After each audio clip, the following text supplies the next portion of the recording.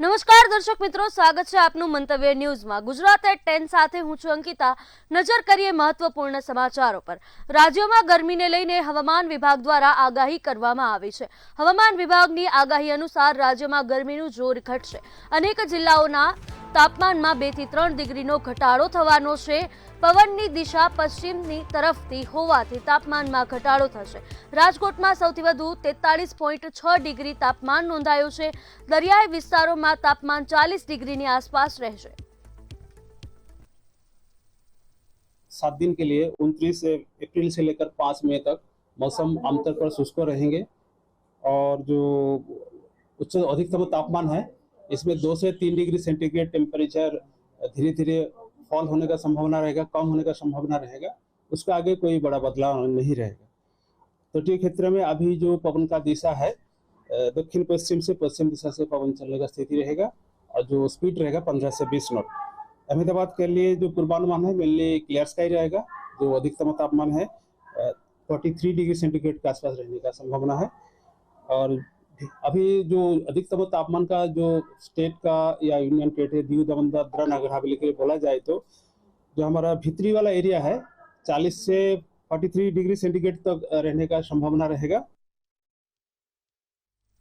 Ahmedabad cyber ક્રાઇમે deepfake આધાર fraud રેકેટનો પર્દાફાશ કર્યો છે।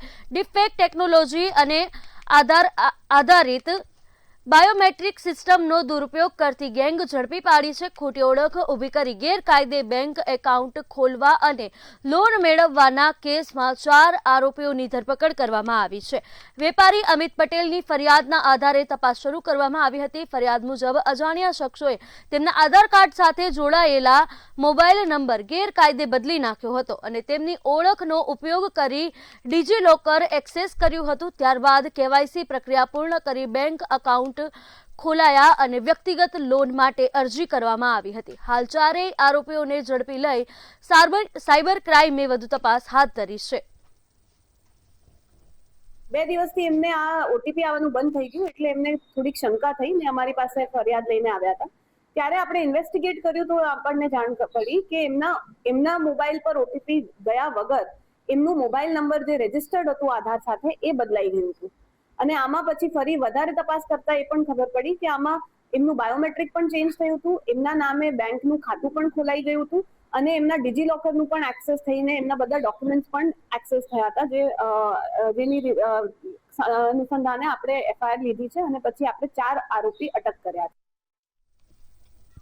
વડોદરાના જાંબુવા બ્રિજ પર અકસ્માત સર્જાયો હોવાની ઘટના સામે આવી છે। પૂરપાટ ઝડપે આવતી કારે આઈસરને ટક્કર મારતા અકસ્માત સર્જાયો હતો।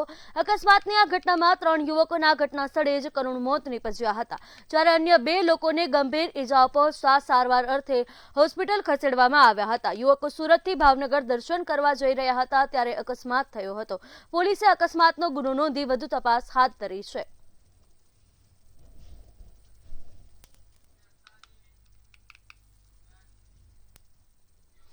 રાજકોટના મોટી ટાંકી ચોક પાસે અકસ્માત સર્જાયા હોવાની ઘટના સામે આવી છે। પૂરપાટ ઝડપે વળાંક લેતી વખતે ખાનગી સ્કૂલ વાન સિટી બસ સાથે અથડાઈ હતી। આ અકસ્માતની ઘટનામાં વાનમાં સવાર 5 વિદ્યાર્થીઓને ઈજાઓ પહોંચી હતી। સમગ્ર ઘટનાના સીસીટીવી પણ સામે આવ્યા છે। બંને વાહન ચાલકો સામે કાર્યવાહી કરવાની માંગ ઉઠી છે। સમગ્ર મામલે પોલીસ દ્વારા તપાસ હાથ ધરવામાં આવી છે।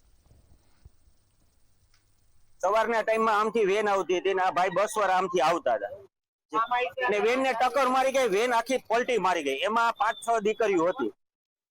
આ ભાઈ મૂકીને બસ મૂકીને ભાગી ગયા। અહીંયા તરત બધા દોડી અને વેન ઊભી કરી નાખ્યું। દીકરીઓને કોઈને કાંઈ એટલું બધું ગંભીર થયું નથી। આ ભાઈને પછી લઈ આવવાનો વ્યક્તિ હું। આ ભાઈ એમ કહે છે કે 20 ની સ્પીડમાં તમે બંધ ગાડી એમને રાખી દો અને 20 ની સ્પીડમાં ભટકાડી દેખાડો, આવું થતું હોય તો મને એકવાર કાર્યવાહી 2 પાસે કાયદેસરની થવી જોઈએ। અમદાવાદ ખાતે 35 વર્ષ જૂના કેસમાં મોટી કાર્યવાહી કરવામાં આવી છે।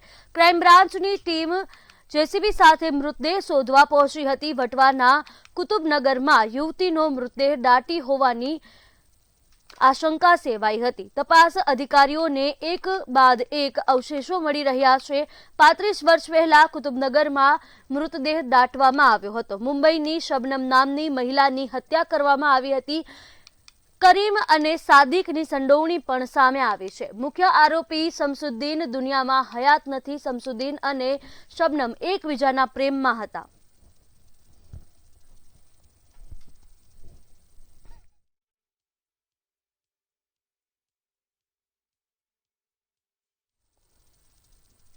વડોદરાની એસએસજી હોસ્પિટલ ફરી વિવાદમાં આવી છે. સયાજી હોસ્પિટલ કોલ્ડરૂમમાં મહિલાનો મૃતદેહ ડિકમ્પોઝ હાલતમાં મળ્યો છે. મૃતદેહની હાલત જોઈ પરિવારજનો દ્વારા હોબાળો કરવામાં આવ્યો હતો. હોસ્પિટલ વ્યવસ્થાપન સામે ઉગ્ર આક્રોશ વ્યક્ત કરવામાં આવ્યો હતો. પરિવારજનો દ્વારા કોલ્ડ રૂમ સંભાળમાં બેદરકારીના આક્ષેપ પણ કરવામાં આવ્યા છે, જ્યારે પોલીસે હોસ્પિટલ પહોંચી ઘટના અંગે તપાસ હાથ ધરી હતી. બંધ થયેલા યુનિટની અંદર રાખેલી બોડીને બાજુમાં જે યુનિટ ચાલુ હતું એમાં શિફ્ટ કરવા માટેની તજવીજ ધરવામાં આવી હતી. એના કારણે જે સગાઓનો પહેલો આક્ષેપ છે કે બોડી બદલાઈ ગઈ કે એક જગ્યાએથી બીજી જગ્યાએ કેમ ગઈ, તો અમે બોડી બગડે નહીં અને જે યુનિટમાં મૂકવામાં આવી હતી એ યુનિટ બગડી ગયું હતું એટલે અમે બોડીને શિફ્ટ કરેલ. આમાં બેદરકારી નથી, કોઈ જાતની બેદરકારી નથી. કોઈ દર્દી રંજનબેનના સગા ડેડ બોડી મૂકી ગયેલા હતા. તેમને કોઈ પ્રશ્નો ઉપસ્થિત હતા. તે લોકો સવારમાં આવી અને 8 વાગે અમારા સર્વન્ટ જગદીશભાઈને મારવા માંડ્યા. ત્યારબાદ મારા બે રેસિડન્ટ છે, ડોક્ટર શ્યામ અને ડોક્ટર ગૌતમ, તેઓને જોડે હાથાપાઈ કરી તેમને મારીને એમના શર્ટ પાડી નાખી. 9 વાગ્યાના આસપાસ હું ડ્યુટી પર આવે ત્યારે આ ડોક્ટર જવાબદાર છે એવું કરીને મને પકડી મારી જોડે. વડોદરાના છાણી રોડ પર નાયરા પેટ્રોલ પંપ નજીક અકસ્માતની દુઃખદ ઘટના સામે આવી છે, જેમાં એક વ્યક્તિનું મોત થયું છે. માહિતી મુજબ એક્ટિવા ચાલકે રાહદારીને અડફેટે લેતા અકસ્માત સર્જાયો હતો. ઘટનામાં એક્ટિવા ચાલકને પણ ઈજાઓ પહોંચતા તેને તાત્કાલિક સારવાર માટે હોસ્પિટલ ખસેડવામાં આવ્યો છે. પોલીસે મૃતદેહને પોસ્ટમોર્ટમ માટે મોકલવાની કાર્યવાહી હાથ ધરી છે. અકસ્માત કયા સંજોગોમાં સર્જાયો તે અંગે પોલીસે વધુ તપાસ શરૂ કરી છે.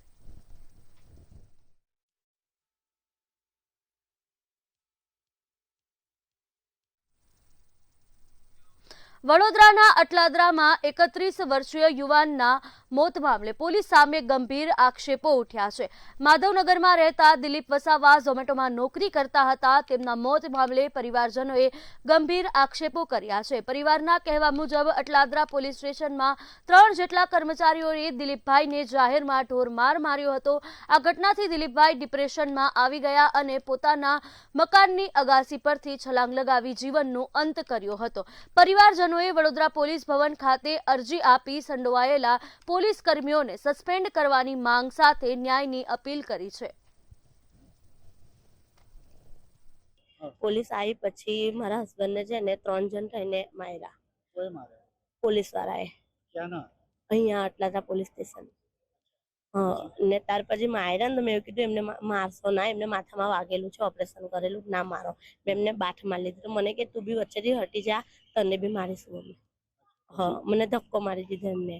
પછી મારા હસબન્ડ છે ને તો ત્યાંથી પાછળથી ભાગી ગયા અને ટેરેસ પર ગયા ને ત્યાં જઈ આમ માર્યા ને ત્યાર પછી એ ઉપરથી એમને છલાંગ લગાવી.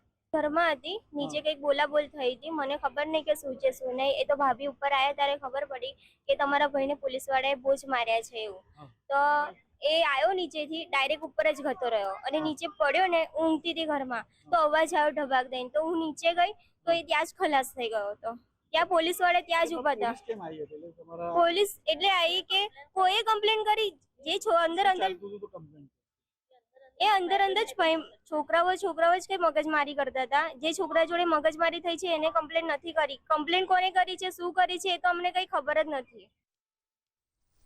અમદાવાદ શહેરમાં અસામાજિક તત્વોનો આતંક સતત વધતો જોવા મળી રહ્યો છે.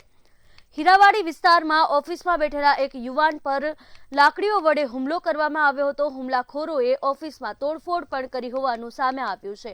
યુવકે 20 દિવસમાં જાનથી મારી નાખવાની ધમકી આપ્યાના આક્ષેપ પણ કરાયો છે. જ્યારે આ ઘટના 26 તારીખે રાત્રે અંદાજે 11 વાગે બની હતી. હુમલાખોરો બુટલેગર હોવાનો અનુમાન વ્યક્ત કરવામાં આવી રહ્યું છે. સમગ્ર મામલે પોલીસે અરજી લઈ સીસીટીવી ફૂટેજના આધારે તપાસ શરૂ કરી છે અને આરોપીઓને પકડવા માટે કાર્યવાહી તેજ કરી છે.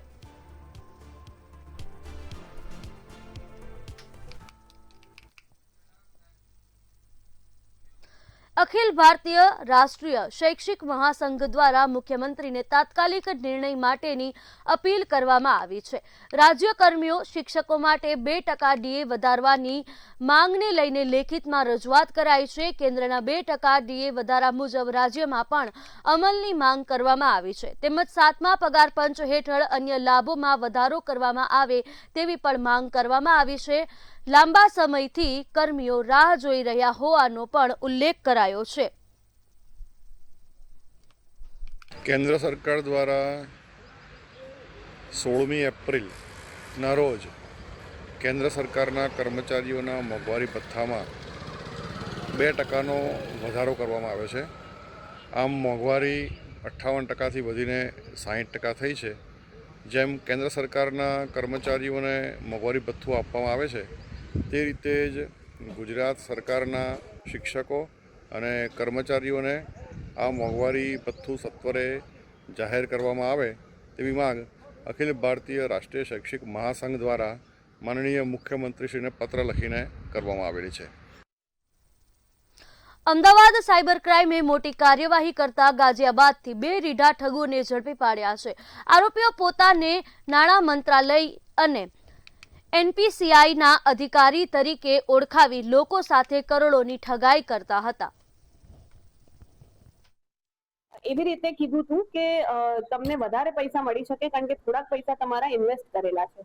આ 2026માં અમને આ ભોગ બનનારને ફરી આ રીતે કોલ આવ્યા હતા, જેના કારણે એમને વધારે મેચ્યોરિટી અમાઉન્ટ પછી જે પૈસા મળવાના છે એની લાલચ આપી અને LIC નો એજન્ટ અને NPCI ના અધિકારી બનીને મિનિસ્ટ્રી ઓફ ફાઇનાન્સનું નામ લઈને જે ફ્રોડસ્ટર છે એમને એવી રીતે લાલચ આપી હતી કે તમારા પૈસા જે 1,48,000 પૈસા જે વધારાના 1,48,00,000 પૈસા વધારાના જે પડ્યા છે, જે અગાઉના ફ્રોડમાં તમને નહોતા મળ્યા, એ અમે અપાવી દેશું.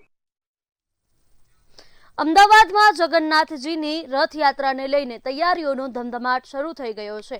રથયાત્રા પૂર્વે ભગવાન જગન્નાથજીના મોસાળ માટે લકી ડ્રો કરવામાં આવ્યો હતો.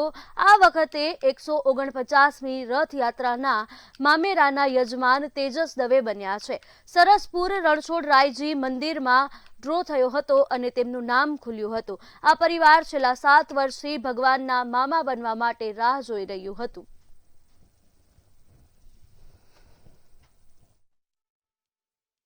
બસ બધા બહુ ખાસા ટાઈમથી આ ટ્રાય કરતા હતા. અમે અમારો પરિવાર અને આ અવસર મળ્યો છે તે બદલ બહુ આપણને હમણાં બધાના ખુદ પરિવારને બધાને આનંદ છે અને સરસ રીતે ભગવાનના આપણે અહીંયા એમનો બિરાજે ને આપણે એમની સેવા કરીએ એવી દિલથી ભાવના છે.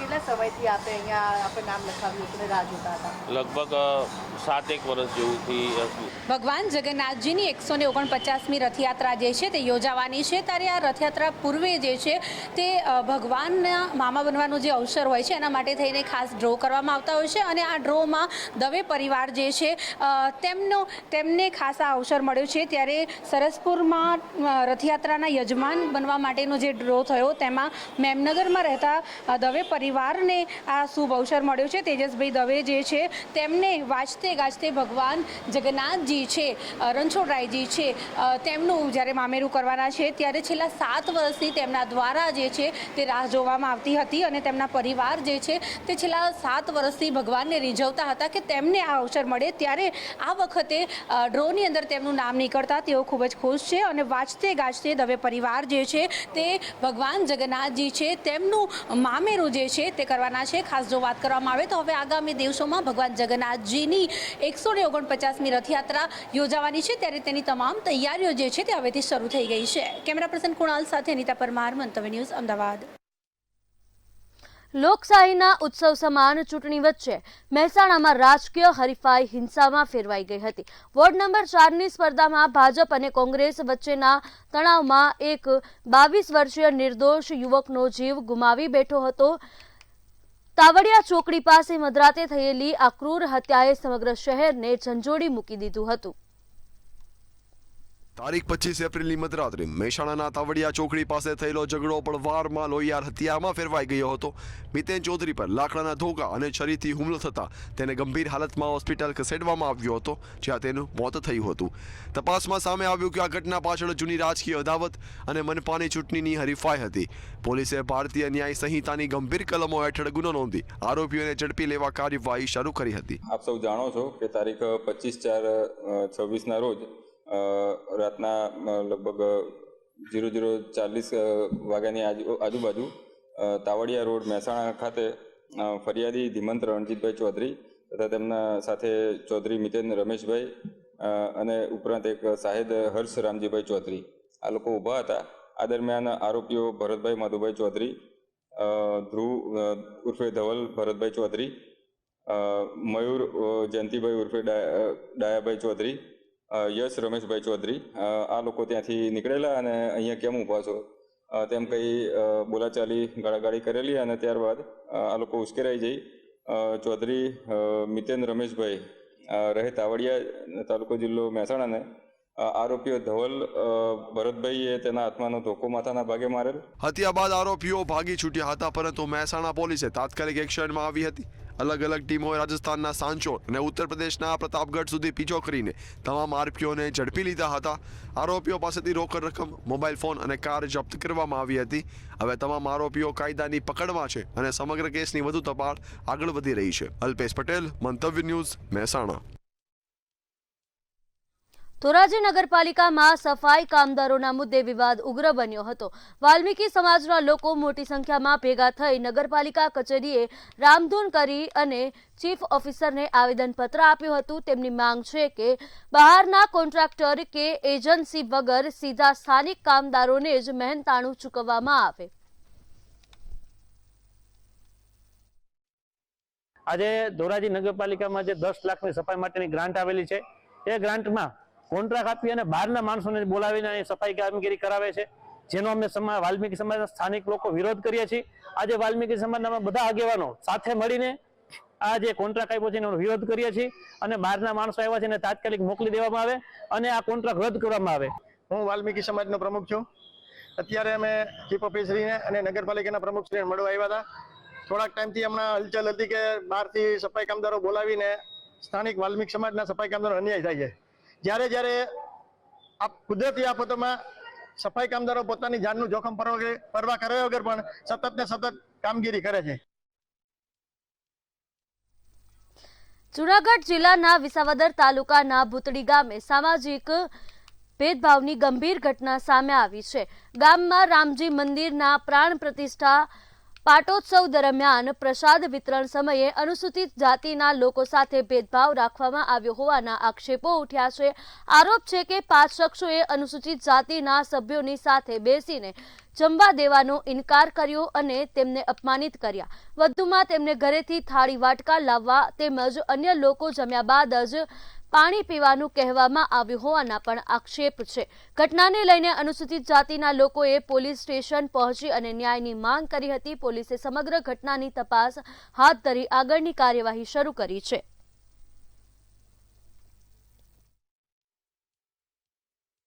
કે જેઓએ આ મહોત્સવને આગળ વધારવા માટે અને દલિત સમાજને નોખું જમણવાર માટે જે લોકોએ પ્રોત્સાહિત કર્યા હતા એ લોકો ઉપર FRI કરી અને હાલ અમે વિસાવદર પોલીસ સ્ટેશને એટ્રોસિટી એક્ટ મુજબ ગુનો દાખલ કરાવેલો છે.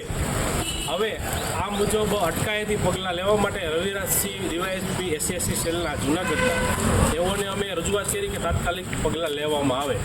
એમણે એવું અમને બાંહેધરી આપવામાં આવી છે કે અમે ટૂંક સમયમાં તેઓને અટકાયતી પગલાં લેશું.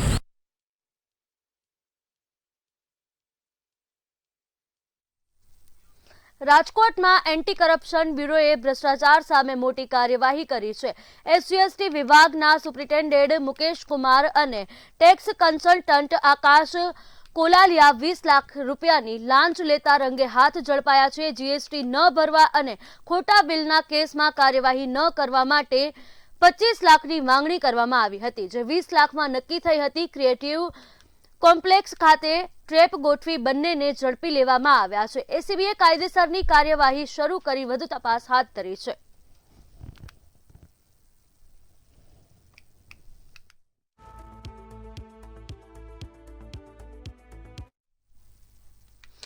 સુરતમાં વરાછા વિસ્તારની એસબીઆઈ બેંક લૂંટ મામલે મહત્વની વિગતો સામે આવી છે. પ્રાથમિક તપાસમાં લૂંટ પાછળ ઉત્તર પ્રદેશ અને બિહારની ગેંગનો હાથ હોવાની શંકા વ્યક્ત કરવામાં આવી છે અને પોલીસ દ્વારા સમગ્ર મામલે તપાસ તેજ કરવામાં આવી છે. માહિતી મુજબ લૂંટારુઓ ડુમ્મસ રોડથી કતારગામ સુધી તેમજ જહાંગીરપુરા અને રાંદેર જેવા વિસ્તારમાં અગાઉથી રેકી કરી રહ્યા હતા. પોલીસે વિવિધ દિશામાં તપાસ શરૂ કરી આરોપીઓને ઝડપી પાડવા તજવીજ હાથ ધરી છે.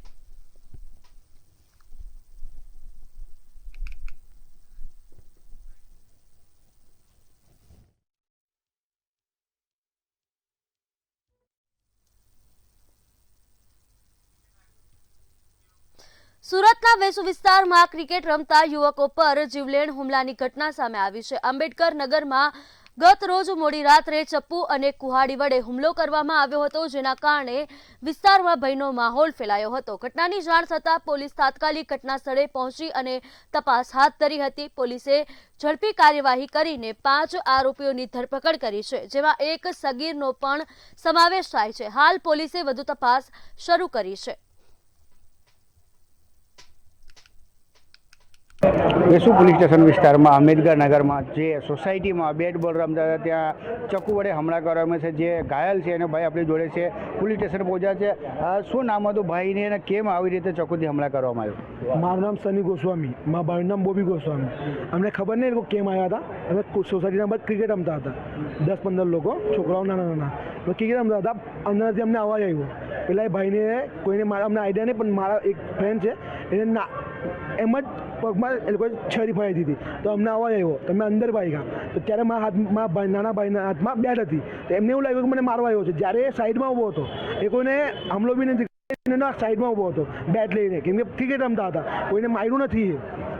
તો ત્યારે એ લોકો પેલા બીજા મારા ફ્રેન્ડ છે એના પર હુમલો કર્યો છરી વડે, એને જાંગમાં એ ફાડ નાખ્યું. એમને લાગ્યું પાછળ જે ઊભો છે ને મારવા આવે છે, જ્યારે કંઈ કરતો નહીં હતો, ઊભો હતો ખાલી. તો જ્યારે એ લોકો 3-4 જણા મળીને એના પર હુમલો કરી દીધો. અમે એને કોઈ દિવસ એને અડચણ નહીં કરી હતી, કોઈ દિવસ નથી કરી. અને જ્યારે એને ખબર હતું કે આ છોકરો ઇનોસેન્ટ છે, એને કંઈ નહીં કર્યું, તો પણ એને રોક્યો નથી.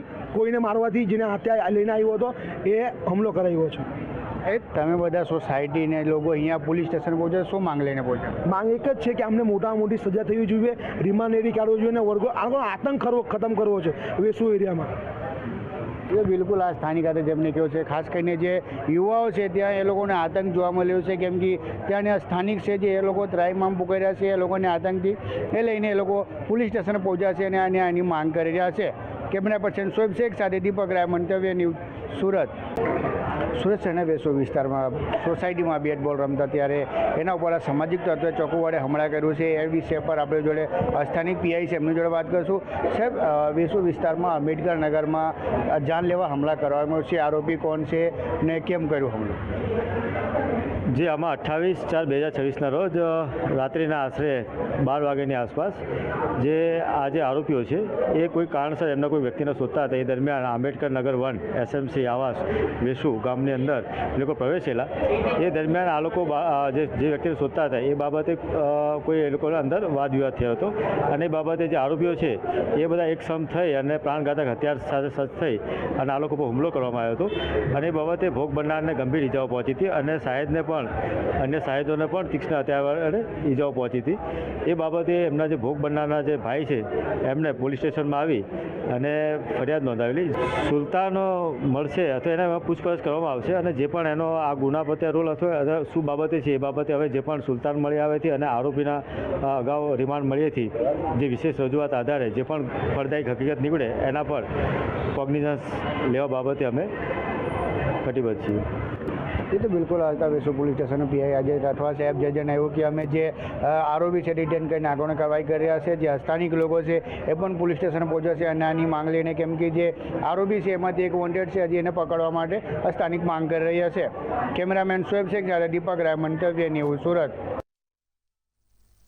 ગુજરાત@10માં હાલ બસ આટલું જ. વધુ સમાચાર માટે જોતા રહો મંતવ્ય ન્યૂઝ. નમસ્કાર.